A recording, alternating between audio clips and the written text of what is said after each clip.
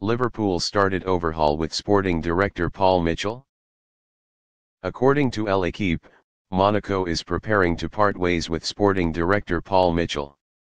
After a lot of speculation, the famous British director seems to be returning home and landing at Liverpool. The team is in need of a new chief architect for the overhaul next summer.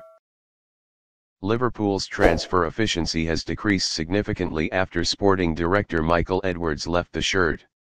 The replacement of Edwards, Julian Ward, caused great disappointment with miserably failed deals, typically the two cases of Darwin Núñez and Cody Gakpo. Liverpool spent €100 million on Darwin Núñez, despite warnings the striker was a version of South American Lukaku. Reality has proven that Núñez does almost everything well, except for finishing. Meanwhile, the Gakpo deal showed signs of panic.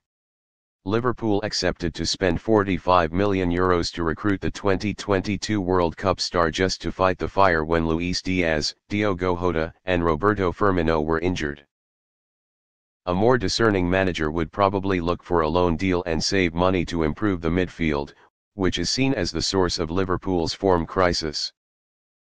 Meanwhile, Paul Mitchell has emerged as one of Britain's most sought-after sporting directors today.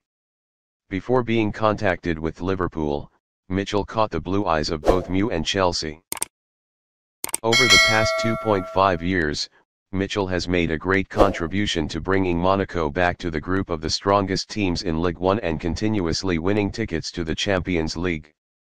Before that, he also made a strong mark at RB Leipzig when he found high-quality players at cheap prices. Therefore, Liverpool want to bring Mitchell back to Anfield to prepare for a major reshuffle next summer.